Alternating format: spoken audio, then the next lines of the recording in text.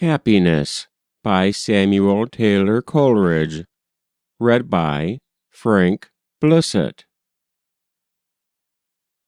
On wide or narrow scale shall man most happily describe life's plan?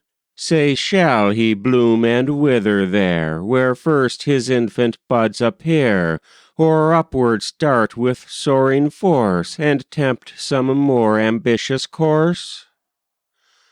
Obedient now to hope's command, I bid each humble wish expand, and fair and bright life's prospects seem, while hope displays her cheering beam, and fancy's vivid colorings stream, while emulation stands me nigh, the goddess of the eager eye. With foot advanced and anxious heart, now for the fancied goal I start. Ah, why will reason intervene me and my promised joys between? She stops my course, she chains my speed, while thus her forceful words proceed. Ah, listen, youth, ere yet too late, what evils on thy course may wait. To bow the head, to bend the knee, a minion of servility. At low pride's frequent frowns to sigh, and watch the glance in folly's eye, to toil intense, yet toil in vain, and feel with what a hollow pain pale disappointment hangs her head o'er darling expectation dead. The scene is changed, and fortune's gale shall belly out each prosperous sail, yet sudden wealth full well I know did never happiness bestow. That wealth to which we were not born dooms us to sorrow or to scorn.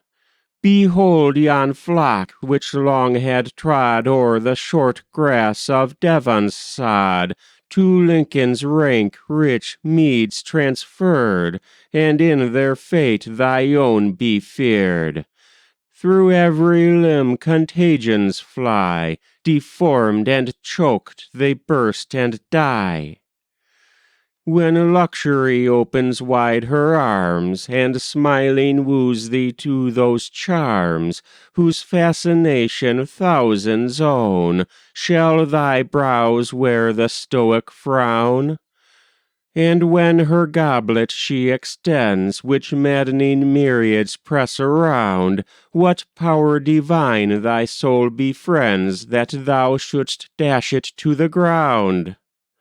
No, thou shalt drink, and thou shalt know her transient bliss, her lasting woe, her maniac joys that know no measure, and riot rude and painted pleasure. Till, sad reverse, the enchantress vile to frowns converts her magic smile. Her train impatient to destroy, observe her frown with gloomy joy. On thee with harpy fangs they seize the hideous offspring of disease, swollen dropsy, ignorant of rest, and fever garbed in scarlet vest, consumption driving the quick hearse, and gout that howls the frequent curse, with apoplex of heavy head that surely aims his dart of lead. But say life's joys unmixed were given to thee, some favorite of heaven, within, without, though all were health. Yet what e'en thus are fame, power, wealth, but sounds that variously express what's thine already, happiness? 'Tis thine the converse deep to hold with all the famous sons of old, and thine the happy waking dream, while hope pursues some favorite theme, as oft when night o'er heaven is spread, round this maternal seat you tread, where far from splendor, far from riot, in silence wrapt sleeps careless quiet. 'Tis thine with fancy oft to talk, and thine the peaceful evening walk.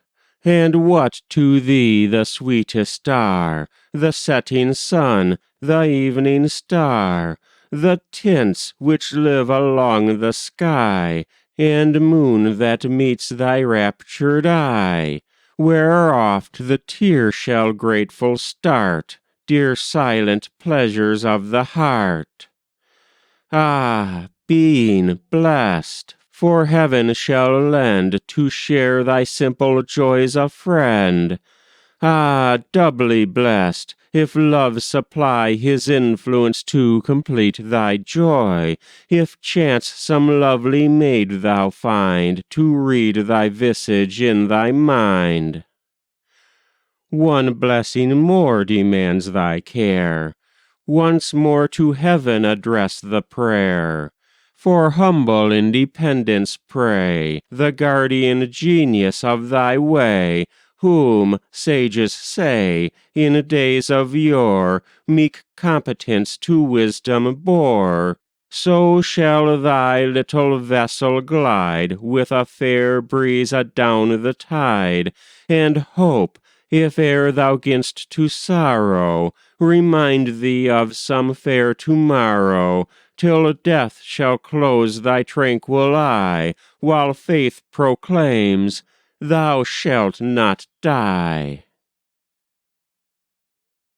That was Happiness by Samuel Taylor Coleridge.